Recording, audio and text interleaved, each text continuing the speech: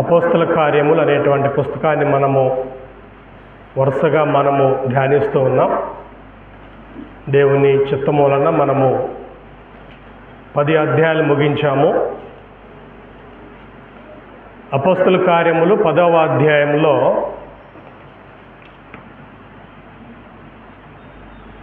కాలానికి ఒక turning point ఏంటంటే అన్యజనులు కూడా రక్షణ పొందటం, అన్యజనులు దేవునిలోకి రావటం. అప్పటి వరకు యూదులు అన్యులు అని 2 వర్గాలుగా ఉండేవాళ్ళు. ధర్మశాస్త్రము వీరిద్దరి మధ్య ఒక అడ్డుగోడగా ఉండేది.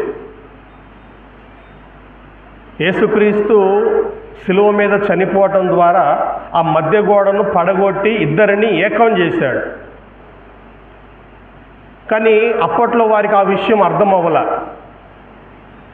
తర్వాత పేతురు ద్వారా, ఆ తర్వాత పౌలు ద్వారా, ఇంకా కొంతమంది అపోస్తల ద్వారా యూదులు అన్యులు ఒక్కటే అనేటువంటి విషయాన్ని అర్థం చేసుకున్నారు. ఇక్కడ అపోస్తల కార్యములు 10వ అధ్యాయంలో కొర్నేలి గురించినటువంటి విషయాన్ని గమనించాము. కొర్నేలి ఒక అన్యుడు, ఒక ఉద్యోగి, కైసరియా అనేటువంటి పట్టణంలో ఉండేవాడు.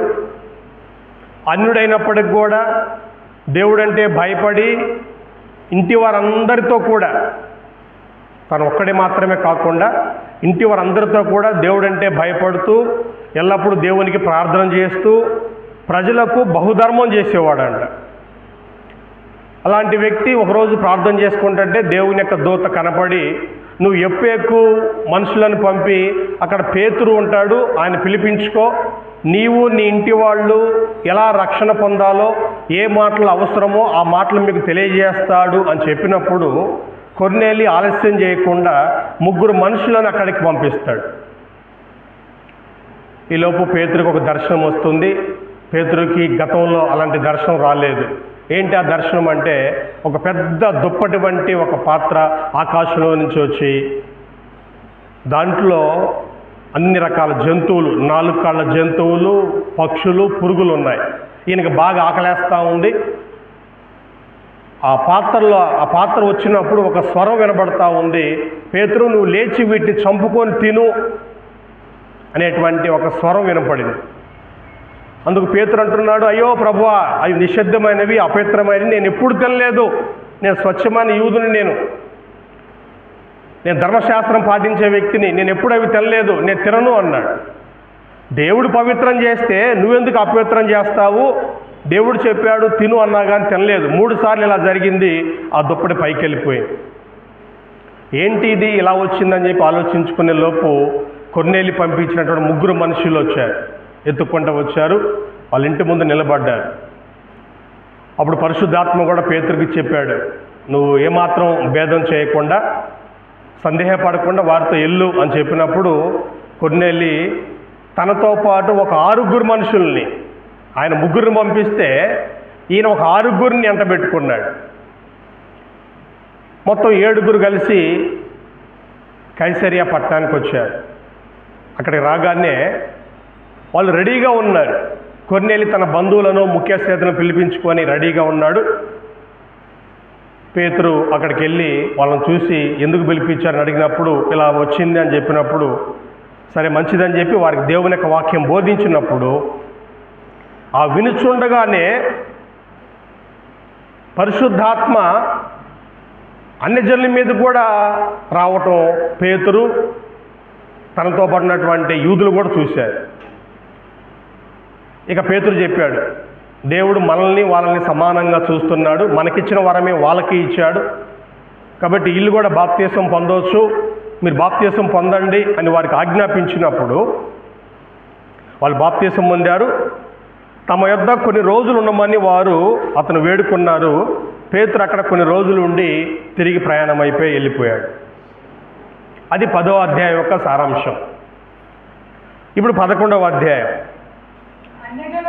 అన్యజనులను దేవుని వాక్యం అంగీకరించరని అపోస్తులను యూదయ అన్నంతటా ఉన్న సహోదరులు వినిరి.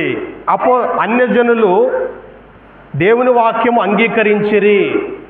ఆ పదంలో ఏముంటుందంటే, ఆ పదంలో వాస్తవానికి కొర్నేలికి వాళ్ళ ఇంటి వారికి వచ్చినటువంటి బంధువులకి పేతురు చెప్పింది ఏంటంటే, మీరు యేసుక్రీస్తు నామమందు బాప్తీసం పొందండి అని ఆజ్ఞాపించాడంట. ఆజ్ఞాపించాడు, బాప్తీసం పొందడని వాళ్ళకి ఆజ్ఞాపించాడు. అయితే వాళ్ళు బాప్తీసం పొందినట్లు లూకా రాయలేదు, అంటే డైరెక్ట్గా. మరి పేతురు ఆజ్ఞాపిస్తే వాళ్ళు చేయకుండా ఉంటారా? ఇలా కొంతమంది డౌట్ రావచ్చు, డైరెక్ట్గా లేదు కదండి అని డౌట్ రావచ్చు. ఆ కిందకు వస్తే అన్యజనులు దేవుని వాక్యము అంగీకరించిరి, ఆ పదంలోనే ఉంది వాళ్ళు బాప్తీసం పొందినట్లుగా. అంగీకరించిరి అని అంటే అర్థం ఏంటంటే, పేతురు చెప్పినట్లుగా వాళ్ళందరూ కూడా బాప్తీసం పొందారు, బాప్తీసం పొందారు. ఒకటే రోజు వాక్యం విన్నది, చూడండి, వెంటనే బాప్తీసం పొందారు. కాబట్టి అన్యజనులు కూడా క్రైస్తవులు అయ్యారు, అన్యజనులు కూడా మనతో పాటు బాప్తీసం తీసుకున్నారు అని అపోస్తులకి వినబడింది. యూదయ అంతంతటున్న సహోదరులు, అంటే అప్పుడు యెరూషలేములో సంఘం ఉంది కదా, యెరూషలేములో నుంచి కాస్త యూదయ ప్రాంతానికి వచ్చింది. యూదయ, గలిలయ, సమరయ ఈ ప్రాంతాల్లో కూడా సంఘం వ్యాప్తి చెందుతూ ఉంది. కాబట్టి అన్యజనులు బాప్తీసం పొందారనేటువంటి వార్త యూదయ ఆ ప్రాంతమంతా కూడా వినపడిందంట. పేతురు యెరూషలేముకు వచ్చినప్పుడు, సున్నతి పొందిన వారు నీవు సున్నతి పొందని వారి యొద్దకు పోయి వారితో కూడా భోజనం చేస్తావని అతనితో వాదం పెట్టుకొనిరి. ఇక్కడ ఒక సమస్య ఉంది. ఇశ్రాయేలీలేమో సున్నతి పొందుతారు. ఎవరన్నా ఇశ్రాయేల్లో కలవాలి అనుకుంటే అన్యజనులు సున్నతి పొందితే వాళ్ళు కలుస్తారు. ఆ కాలంలో సున్నతి పొందినవారు, సున్నతి పొందని అని రెండు వర్గాలు ఉంటాయి. సున్నతి పొందినవారు సున్నతి లేని వారితో సహవాసం చేయకూడదు, వారితో వియ్యం పొందకూడదు, కలిసి భోజనం కూడా చేయకూడదు. పేతురు ఇప్పుడు ఒక అపోస్తలుడు, గొప్ప బోధకుడు, సంఘంలో ప్రధానమైనటువంటి వ్యక్తి. ఇప్పుడు ఈయన ఇక కైసర నుంచి, యొప్పే నుంచి అవన్నీ ఖాళీ చేసి ఇప్పుడు యెరూషలేము పోయినప్పుడు యెరూషలేములో ఉన్నటువంటి సహోదరులు అతనితో వాదం పెట్టుకున్నారు. నువ్వెందుకు సున్నతి పొందిన వారి వద్దకు వెళ్ళావు, వాళ్ళతో కలిసి ఎందుకు భోజనం చేసావు, వాళ్ళకి బాప్తీసం కూడా ఇచ్చావంట, అసలు ఏంది అని వాదం పెట్టుకున్నారంట, గొడవ పడ్డారు. అందుకు పేతురు మొదటి నుండి వరుసగా వారికి ఆ సంగతి ఇలాగ వివరించి చెప్పాను. ఒక విషయం వచ్చినప్పుడు ఏం చేయాలి? సంగతి అంతా వివరంగా చెప్పాలి. ఇదే పేతురు ఏమన్నాడంటే, పేతురు రాసినటువంటి మొదటి పత్రిక 3వ అధ్యాయము 15వ వచనంలో ఇదే పేతురు రాస్తున్నాడు. నిర్మలమైన మనస్సాక్షి కలిగిన వారై మీలో ఉన్న నిరీక్షణ గూర్చి మిమ్మును హేతువడుగు ప్రతివానికిని సాత్వికముతోనూ భయముతోనూ సమాధానము చెప్పుటకు ఎల్లప్పుడూ సిద్ధముగా ఉండే ఇచ్చాలండి. ఒకవేళ మీరు ప్రశ్న వేస్తే సాత్వికంతో సమాధానంతో సమాధానం చెప్పాలి, అంతేగాని నా ఇష్టం అన్నట్లుగా మాట్లాడకూడదు. ఒక విషయం, ఒక వాదన వచ్చినప్పుడు దానికి మనం సాత్వికంతో భయంతో వారికి సమాధానం చెప్పడానికి ఎల్లప్పుడూ సిద్ధంగా ఉండాలి. కాబట్టి ఇక్కడ పేతురుని వాళ్ళు ప్రశ్నిస్తున్నారు, పేతురుతో వాదిస్తున్నారు. నువ్వు ఎందుకు వెళ్ళావు, అసలు ఆ ఊరెందుకు వెళ్ళావు, అన్ని జనులతో ఎందుకు కలిసిపోయావు, వాళ్ళతో కలిసి ఎందుకు భోజనం చేశావు అని అతనితో వాదన పెట్టుకున్నప్పుడు అతను వరుసగా వారికి ఇలా వివరించి చెప్తున్నాడు. నేను యొప్పే పట్టణములో ప్రార్థన చేయుచుండగా పరవశున్నైతిని, అప్పుడు ఒక దర్శనము నాకు కలిగెను. అది ఏదనగా 4 చెంగులు పట్టి దింపబడిన పెద్ద దుప్పటి వంటి ఒక విధమైన పాత్ర ఆకాశం నుండి దిగి నా అద్దెకు వచ్చెను. దాని వైపు నేను తేరి చూసి నిరీక్షింపగా భూమి యందుండు చతుష్పాద జంతువులను, అడవి మృగములను, ప్రాకేడు పురుగులను, ఆకాశ పక్షులను నాకు కనబడెను.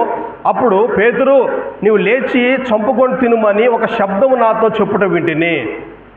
చూడండి, ఇక్కడ వరుసగా చెప్తున్నాడు. అయ్యా, నేను బాగా ఆకలేసి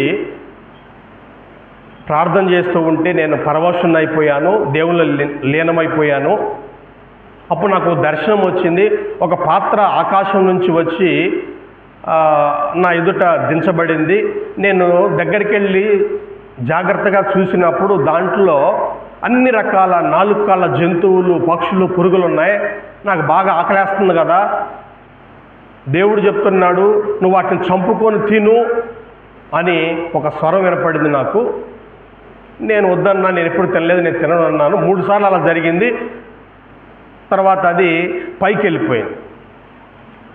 10వ వచనం, ఇలాగ ముమ్మారు జరిగాను. తర్వాత అదంతయు ఆకాశమునకు తిరిగి తీసుకొని పోబడిను.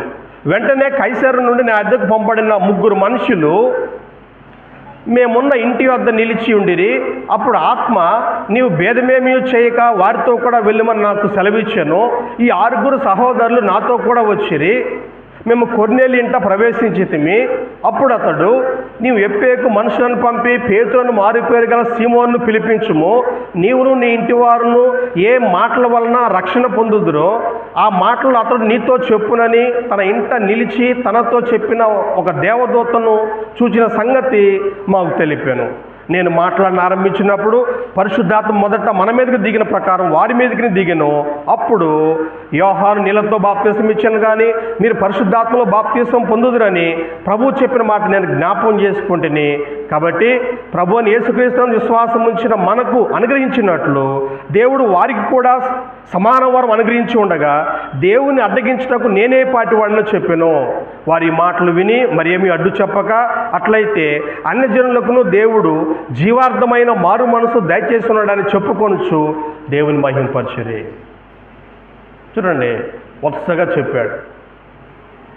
ఇలా దర్శనం వచ్చింది నాకు. ఈలోపు కొర్నేలు పంపించిన మనుషులు వచ్చారు. పరిశుద్ధాత్ముడేమో నువ్వు ఏ భేదం చేయొద్దు, వారితో కలిసి వెళ్ళన్నాడు. నేను వచ్చాను. వాళ్ళు కొర్నేలు చెప్పాడు, దేవదూత నాకు కనపడి నీ ద్వారా రక్షణ మాటలు మేము వినాలని దూత చెప్పాడు, కాబట్టి నేను పిలిపించామన్నప్పుడు నేను మాట్లాడుతుండగానే పరిశుద్ధాత్మ వాళ్ళ మీదకి వచ్చింది. అప్పుడు నేను జ్ఞాపకం చేసుకున్నాను, యేసు ప్రభు చెప్పాడు ఆయన భూమి మీద ఉన్నప్పుడు, యోహాను నీళ్ళతో బాప్తీసం ఇచ్చాను కానీ మీరు పరిశుద్ధాత్మలో బాప్తీసం పొందుదురు అనేటువంటి మాట ప్రభు ఆయన భూమి మీద ఉన్నప్పుడు చెప్పాడు. ఇప్పుడు ఆయన భూమి మీద లేడు, పరలోకంలో ఉన్నాడు. ఆ మాట ఇప్పుడు పేతురు జ్ఞాపకం చేసుకున్నాడు. ఆ రోజు యేసు ప్రభు చెప్పాడు కదా, నీళ్ళతో బాప్తీసం ఇచ్చిన వాడు యోహాను అయితే మీరు కొద్ది రోజుల్లోగా పరిశుద్ధాత్మతో బాప్తీసం పొందుతారు అని చెప్పాడు. కాబట్టి ఇదేనే ప్రభు చెప్పిన మాట, ఇదే అని నేను గ్రహించాను. మనకిచ్చినట్లుగా దేవుడు వారికి కూడా సమాన వరం అనుగ్రహించాడు. దేవుడు వాళ్ళని దేవుడు సమానంగా చూస్తున్నాడు. కాబట్టి దేవుణ్ణి అడ్డగించడానికి నేనే పాటి వాడిని, దేవుడే ఇద్దరిని ఒకటి చేస్తున్నాడు. వాస్తవమే, ఒకప్పుడు దేవుడు ఈ జంతువు తినవచ్చు, ఈ జంతువు తినకూడదు, ఈ పక్షిని తినవచ్చు, ఈ పక్షిని తినకూడదు అని దేవుడే గతంలో వేరు చేశాడు. ఇవి పవిత్రమైనవి, ఇవి అపవిత్రమైనవి అని దేవుడే కొన్నిటిని ప్రత్యేకపరిచాడు. ఇప్పుడు ఆ దేవుడే చంపుకొని తినమంటున్నాడు. నేను పవిత్రం చేశాను, అన్ని పవిత్రమే, నువ్వు తినని దేవుడే చెప్తున్నాడు. కాబట్టి దేవుణ్ణి అడ్డగించడానికి నేనే పాటి వాడిని అన్నప్పుడు వాళ్ళు కూడా చూడండి ఈ మాటలు విని మరేమీ అడ్డు చెప్పక, ఇది దేవుని నిర్ణయమని వాళ్ళు కూడా గ్రహించారు. ఇంకందరూ అడ్డు చెప్పకుండా దేవుడు వారికి కూడా మనలాగనే మంచి వరం ఇచ్చాడు, మారు మనసు దయచేసానని చెప్పుకొని వాళ్ళు దేవుని మహింపరిచి ఎటోళ్ళట్టు వెళ్ళిపోయారు. అంటే ఒక సమస్య వచ్చినప్పుడు సమస్యలు వస్తాయి, దాన్ని కూర్చొని వివరంగా మాట్లాడుకోవాలి, సత్యాన్ని గ్రహించాలి, దేవుని యొక్క మాటని మనము వివరంగా తెలుసుకోవాలి. చివరికి దేవుని మాట ఏం చెప్పిందో దానికి మనం లోబడాలి. ఇక మరలా దేవుని మాట చెప్పినా కూడా అడ్డం తిరగకూడదు, ఇంకా అడ్డం తిరగకూడదు. దేవుడు ఇద్దరిని సమానంగా చూసినప్పుడు వాస్తవమే ఒకప్పుడు దేవుడే యూదుల్ని అన్యుల్ని వేరుపరిచాడు. యేసు ప్రభు కూడా ఒకసారి మనం యేసు ప్రభు యొక్క మాటలు గమనిస్తే మత్తయి సువార్త 10వ అధ్యాయంలో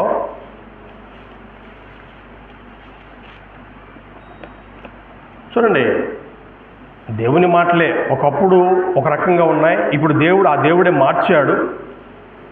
దానికి మనం ఏం చేయాలి? మనం అడ్డు చెప్పకూడదని. మత్తయి సువార్త 10వ అధ్యాయము 5వ వచనం నుంచి మనం గమనిస్తే, యేసు ఆ 12 మందిని పంపుచు వారిని చూసి వారికి ఆజ్ఞాపించినదేమనగా, మీరు అన్యజనుల దారిలోనికి వెళ్ళకుడి, సమరయ్య ఏ పట్టణంలోనైనా ప్రవేశింపకుడి, ఇశ్రాయేలు వంశం నశించిన గొర్రెల యొద్దకే వెళ్ళుడి. చూడండి, సమరయ్యల యొద్దకు కూడా పోవద్దు అంటున్నాడు, అన్యజనుల యొద్దకు కూడా పోవద్దు అంటున్నాడు, ఇశ్రాయేలు యొద్దకే పొమ్మంటున్నాడు. ఒకప్పుడు ఆ దేవుడే చెప్పాడు ఇశ్రాయేలు యొద్దకే పోండి. కనీసం సమరయులు పక్కనే ఉంటారు, యూదయ సమరయ అంటాం కదా, పక్కనే ఉంటారు సమరయులు, కానీ వాళ్ళ దగ్గర కూడా పోవద్దు అన్నాడు. ఆ తర్వాత అన్యజనులు అసలు వాళ్ళ దగ్గరికి అసలే వెళ్ళకూడదు, అన్యజనుల యొద్దకు వెళ్ళకూడదు, సమరయుల యొద్దకు వెళ్ళకూడదు, ఇశ్రాయేలు యొద్దకే వెళ్ళమని చెప్పాడు. కానీ ఆ దేవుడే ఇప్పుడు యూదుల్ని అన్యుల్ని ఒకటి చేస్తున్నాడు. అడ్డగించడానికి మనం ఎవరమే? చాలామంది ఇది తెలుసుకోవట్లే.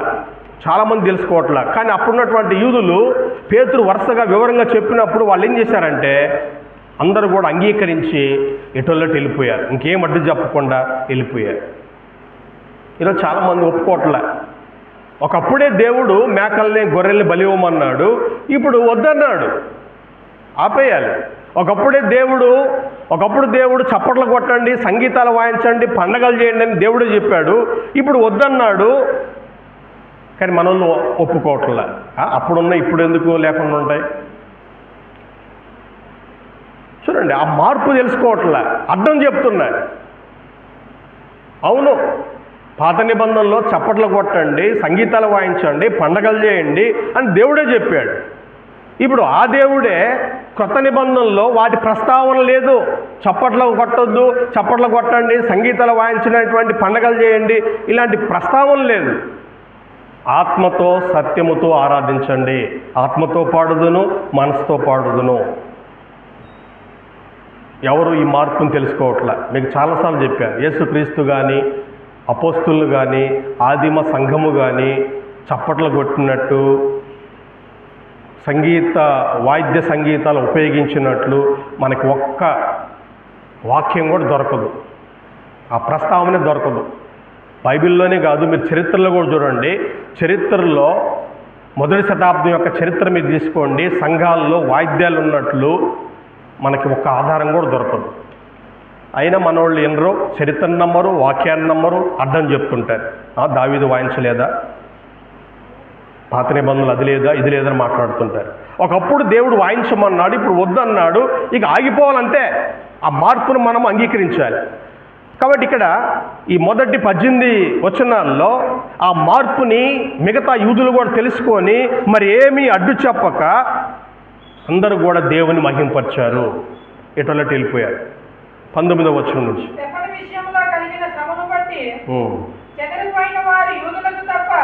మరి ఎవరికని వాక్యము బోధింపక ఫెనేక, కుప్ర, అంతియొక ప్రదేశము వరకు సంచరించి. చాలా ఇక్కడ చూడండి, స్తెఫను విషయంలో కలిగిన శ్రమను బట్టి స్తెఫన్ని రాళ్ళు తీసుకొని చావు కొట్టారు. ఎవరు? యూదులే. స్తెఫను ఒక క్రైస్తవుడు. స్తెఫను మరి సంఘ పరిచారకుడు.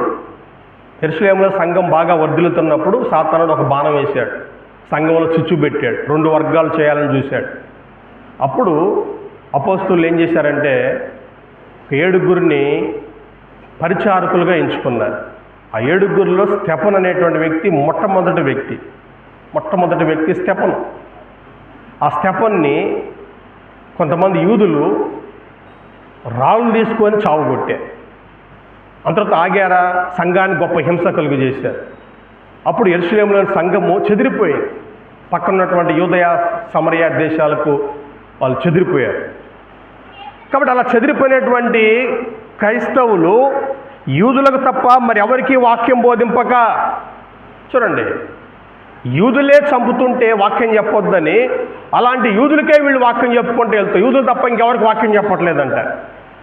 అలాగ వాళ్ళు ఫెనీకే, కుప్ర, అంతియోక్ అనేటువంటి ప్రదేశాలకు వెళ్ళి యూదులకు వాక్యం ప్రకటిస్తున్నారు పక్కకు పోయి. కుప్రీయులు కొందరును, కురేనీయులు కొందరును వారిలో ఉండేది.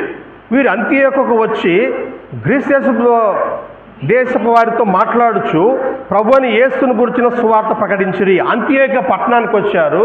అక్కడ గ్రీక్ భాష మాట్లాడేటువంటి యూదులతోటి కొంతమంది కుప్రీయులు, కురేనీయులు అనేటువంటి వాళ్ళు కొంతమంది ఆ అంతియోక పట్టణంలో వాక్యం బోధించారు. ప్రభు హస్తం వారికి తోడే ఉండను గనక నమ్మిన వారి అనేకులు ప్రభు తట్టు తిరిగిరి. ఎప్పుడైతే వాళ్ళు వాక్యం బోధించారో అంతియోక పట్టణంలో చాలామంది కూడా బాప్తిసం తీసుకున్నారు. వారిని కూర్చిన సమాచారము యెరూషలేములో ఉన్న సంఘపు వారు విని బర్నబాను అంతియోక వరకు పంపిరి. యెరూషలేములో అపోస్తులు మిగిలిపోయారు కదా, అపోస్తులు తప్ప అందరూ ఆయా ప్రాంతాలు చెదిరిపోయారు. ఆ తర్వాత మెల్లిమెల్లిగా మరలా యెరూషలేములో కాస్త సంఘం కూడుకోవడం ప్రారంభించబడింది. ఈ విషయం జరిగేపాటికి యెరూషలేములో సంఘం కూడా ఉంది. అంతకుముందు ఫస్ట్లోనే అపోస్తులు మాత్రం ఉండేవాళ్ళు. ఆ తర్వాత మెల్లిమెల్లిగా పరిస్థితులు చక్కబడిన తర్వాత సంఘం కూడా అక్కడ ఏర్పాటైంది. లేదా కొత్తవారు అక్కడ చేర్చబడి ఉండొచ్చు. ఏదైనా కానీ ఈ సంఘటన జరిగేటప్పటికీ అంతియోక్య పట్టణంలో సంఘం ఏర్పాటైందనే వార్త తెలిసినప్పటికీ యెరూషలేములో సంఘం ఉంది. అప్పుడు అపోస్తులు కానీ సంఘపు వారు కానీ ఈ విషయం తెలుసుకొని బర్నబాను అంతియోక్య వరకు పంపించారండి. బర్నబా అనే వ్యక్తి ఉన్నాడు. ఆయన అపోస్తులుడు కాదు, కానీ అపోస్తులతో పాటు మరి దేవుని యొక్క పరిచర్యలో పాల్గొనే వ్యక్తి. తన ఆస్తి అమ్మి, అతను బాగా ఆస్తిపరుడు, అతడు ఆస్తి అమ్మి అందరికీ పంచిపెట్టాడు. అతనికి హెచ్చరిక పుత్రుడు అనేటువంటి పేరు వాళ్ళు పెట్టారంట, బర్నబా అనేటువంటి పేరు. వాస్తవానికి అతని పేరు లేవి, కానీ బర్నబా అనే పేరు వీళ్ళు పెట్టారు. కాబట్టి ఆ బర్నబాను పంపించారు. నువ్వు వెళ్ళి అక్కడ సంఘం కొత్తగా ఏర్పాటైంది, నువ్వు కాస్త వాళ్ళని బలపరచు అని చెప్పి బర్నబాను అక్కడికి పంపించారంట. అతడు వచ్చి దేవుని కృపను చూసి సంతోషించి ప్రభువును స్థిర హృదయముతో హత్తుకొన వల్లని అందరినీ హెచ్చరించెను. అతడు వచ్చి దేవుని కృపను చూసి సంతోషించి, చూడండి, అంటే దేవుని కృప అంటే ఏంటి? అక్కడ బాప్తిసం పొందినటువంటి ప్రజలు, వాళ్ళు దేవుని కృప చేత రక్షించబడ్డారు కాబట్టి వాళ్ళని చూసి సంతోషపడ్డాడు. అయ్యా సంతోషం, మీరు వాక్యం అంగీకరించారు, సంతోషం. కానీ ఎలా ఉండాలంటే ప్రభువును స్థిర హృదయముతో హత్తుకొనండి, స్థిరంగా ఉండండి, మరలా వెనక్కి వెళ్ళిపోవద్దు. శ్రమలు వస్తాయి, ఇబ్బందులు వస్తాయి, ఆస్తి మొత్తం కోల్పోవచ్చు, అవమానాలు రావచ్చు, ఏది జరిగినా కూడా మీరు స్థిరంగా ఉండాలి అని వారిని హెచ్చరించాడు. అతడు పరిశుద్ధాత్మతోనూ విశ్వాసముతోనూ నిండుకొనిన సత్పురుషుడు. బహుజనులు ప్రభు పక్షంలో చేరిరి. అతను మంచి సాక్ష్యం ఉందండి అతనికి పరిశుద్ధాత్మ వరం ఇవ్వబడింది, మంచి విశ్వాసం ఉంది అతనికి, మంచి సత్పురుషుడు అంటే మంచి వ్యక్తిత్వం కలిగిన వాడు అనమాట, మంచివాడు. అలాంటి వ్యక్తి ఇప్పుడు వాక్యం బోధిస్తూ ఉంటే అనేక మంది కూడా వాక్యానికి లోబడ్డారు. అంతటి అతడు సౌలును వెతుకుటకు తార్సునకు వెళ్ళి అతన్ని కనుగొని అంతియోక్యకు తోడుకొని వచ్చాను. మన గతంలో చదువుకున్నాం, సౌలు అనేటువంటి ఒక కరుడుగట్టినటువంటి యూదుడు ముందు క్రైస్తవుల్ని చంపిన, హింసించిన, ఆ తర్వాత మారాడు. అదే దమస్కులో యేసు ప్రభు గురించి బోధించాడు, అందరిని ఆశ్చర్యపరిచాడు. ఆ తర్వాత యెరూషలేముకు వచ్చాడు, అక్కడ కూడా సహోదరులకి యేసే క్రీస్తుని ప్రకటించాడు. ఇక అప్పటి నుంచి సౌలును చంపాలని చూస్తున్నారు ఎక్కడ పోయినా కూడా. ఆ యెరూషలేములో అతను చంపాలని చూసినప్పుడు యెరూషలేం సంఘస్థులు ఏం చేశారంటే, అబ్బా నువ్వు ఇక్కడ వద్దు, ఇంకా మీ సొంత ఊరు వెళ్ళిపో అని చెప్పి, వాళ్ళ సొంత ఊరు తారుస్ అనమాట. తారుస్ అనేటువంటి పట్టణం వాళ్ళ సొంత ఊరైతే ఆ ఊరికి పంపించారు. కొన్నాళ్ళు అక్కడ ఉండరా బాబు అని చెప్పి అతను పంపించారు.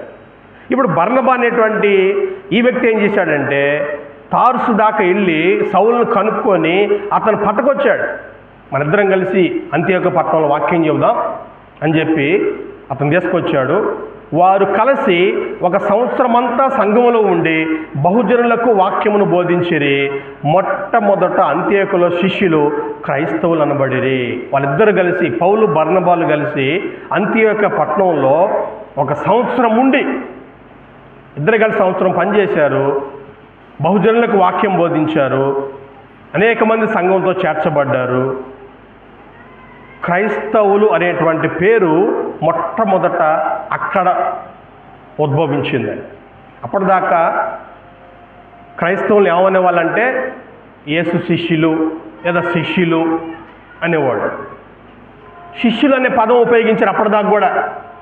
కానీ అంత్యోక పట్టణంలో వాళ్ళకి ఏమర్థమైందంటే వీళ్ళు క్రైస్తవులు అంటే క్రీస్తు యొక్క ఆస్తి, క్రీస్తుకు చెందిన వాళ్ళు, వీళ్ళు క్రీస్తు కోసం చచ్చిపోతున్నారు, క్రీస్తు క్రీస్తు అని వాళ్ళు ఇక మొండి ధైర్యంతో, మొండి విశ్వాసంతో ఉంటున్నారు. కానీ వాళ్ళు ఏం పేరు పెట్టారంటే వీళ్ళు క్రైస్తవులు. క్రైస్తవులు అంటే అర్థం ఏంటంటే క్రీస్తు యొక్క ఆస్తి లేదా క్రీస్తుకు చెందిన వాళ్ళు అని. ఆ పేరు మొట్టమొదటగా అంత్యోక పట్టణంలో వచ్చింది. అది ఎవరు పెట్టిన పేరంటే అంత్యోక పట్టణంలో ఉన్నటువంటి వాళ్ళు పెట్టిన పేరండి. అది వీళ్ళు పెట్టుకున్న పేరు కాదు, దేవుడు పెట్టిన పేరు కాదు. అంత్యోక పట్టణంలో వీళ్ళ పరిస్థితి మొత్తం చూసినటువంటి అక్కడ ప్రజలు వీళ్ళు క్రైస్తవులు అనే పేరు వాళ్ళు పెట్టారండి. వాళ్ళు పెట్టేటువంటి ఆ పేరునే తర్వాత అందరూ అదే పేరును వాడారు, క్రైస్తవులు క్రైస్తవులు క్రైస్తవులు అని. ఇప్పటికి కూడా మనం క్రైస్తవులు అంటాం, వాళ్ళు పెట్టిన పేరు అప్పట్లో. ఆ దినముల యందు చూడండి, ఏ దినములో పౌలు బర్నబా అంత్యోక పట్టణం ఉన్నటువంటి ఆ సంవత్సర కాలంలో ప్రవక్తలు యెరూషలేము నుండి అంత్యోకకు వచ్చిరి. కొంతమంది ప్రవక్తలు ఉంటారు. అపోస్తులు వేరు, ప్రవక్తలు వేరు. మొదటి నుంచి ఉన్నారు ప్రవక్తలు అనేవాళ్ళు. అపోస్తులు పనిచేస్తున్నప్పుడు కూడా ప్రవక్తలు ఉన్నారు. ప్రవక్తలు అంటే ఎవరంటే భవిష్యత్తును చెప్పేవాళ్ళు, లేదా గతంలో అయితే దేవుని యొక్క మాటలు ప్రజలకు వినిపించేవాళ్ళు. వాళ్ళు దేవుడు వారితో మాట్లాడితే వాళ్ళు వచ్చి ప్రజలతో మాట్లాడేవాళ్ళు అన్నమాట.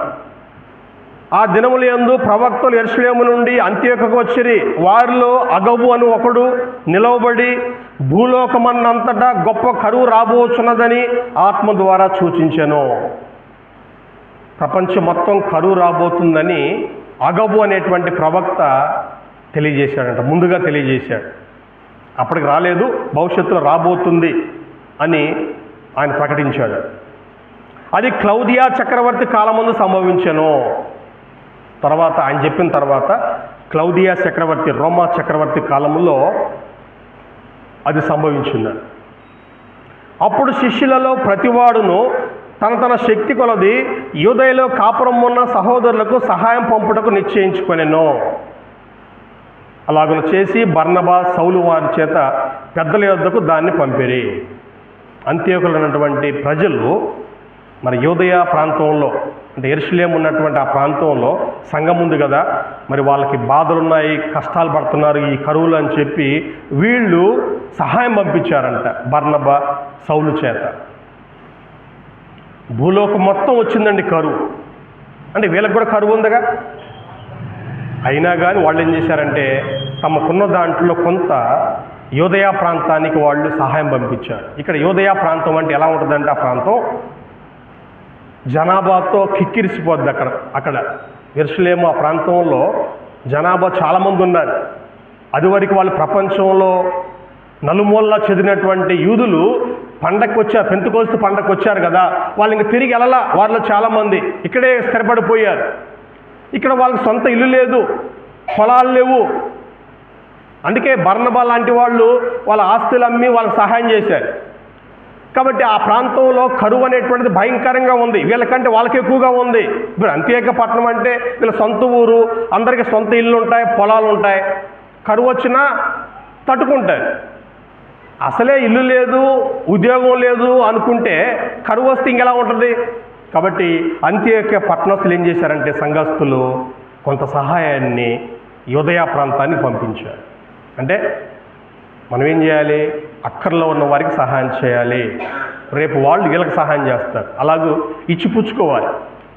కాబట్టి ఈ విధంగా 11వ అధ్యాయం అనేటువంటిది 2 భాగాలతో, మరి పేతురు ఎందుకు నువ్వు పోయావు అని చెప్పి ప్రశ్నించినప్పుడు పేతురు వివరంగా చెప్పినప్పుడు అందరూ దాన్ని అంగీకరించారు. ఆ తర్వాత 2వ భాగం ఏంటంటే అంతియోకియ అనేటువంటి పట్టణంలో సంఘం ఏర్పాటు కావటం జరిగింది. వాళ్ళు అప్పటి నుంచే మొదటి నుంచి కూడా వాళ్ళు ఇతరులకు సహాయం చేసేటువంటి అలవాటు ఉంది. ఈ అంతియోకియ సంఘస్థులే పౌలుని బర్నబాని స్వార్థకు పంపించారు. ఆ తర్వాత పౌలు శీలల్ని స్వార్థకు పంపించారు. నిజంగా ఈ అంతియోకియ సంఘము పెద్ద సంఘము, దీంట్లో ప్రవక్తలు ఉన్నారు, బోధకులు ఉన్నారు. వీళ్ళు సహాయం చేయటంలో మంచి పేరు పొందినటువంటి వాళ్ళండి. గొప్ప సహాయం చేశారు వీళ్ళు. ఈరోజు అంటే ఆ రోజుల్లో పౌలు ఆయా దేశాలు తిరిగి వాక్యం బోధించాడంటే కారణం ఎవరంటే వీళ్ళే, అంతియోకియ సంఘస్థులే. ఆ విషయం మనం తర్వాత తెలుసుకుంటాం. కాబట్టి అంతియోకియ పట్టణంలో గొప్ప సంఘము ఏర్పాటైంది. అక్కడ ఏర్పాటైన సంఘము పౌలు ద్వారా కాదు, బర్నబా ద్వారా కాదు, పేతురు ద్వారా కాదు, అపోస్తలుల ద్వారా కాదు, చెదిరిపోయినటువంటి వారి ద్వారా అక్కడ సంఘం ఏర్పాటైంది. సంఘం ఏర్పాటైన తర్వాత వాళ్ళని బలపరిచినటువంటి వాళ్ళు బర్నబా, పౌలు. అలాగే వాళ్ళు బర్నబా, పౌలు బలపరిస్తే ఆ సంఘము ఇంకా వర్ధిల్లింది. ప్రవక్తలు కొంతమంది ఆ సంఘాన్ని బలపరిచారు. తద్వారా ఆ సంఘము బలమైన సంఘంగా రూపుదిద్దుకుంది. ఇది 11వ అధ్యాయం యొక్క సారాంశము. మనం కూడా మన సంఘం ఎలా ఉంది, మన వాక్యం వింటున్నాము, నేర్చుకుంటున్నామా లేదా, అభివృద్ధి చెందుతున్నామా లేదా, ఇతరులకు సహాయపడుతున్నామా లేదా, ఇవన్నీ మనం ప్రశ్నించుకోవాలి. మీ అందరికీ వందనాలు తెలియజేస్తూ ఈ మాటలు ముగిస్తున్నాను. ప్రార్థన చేసుకొని మనము సెలవు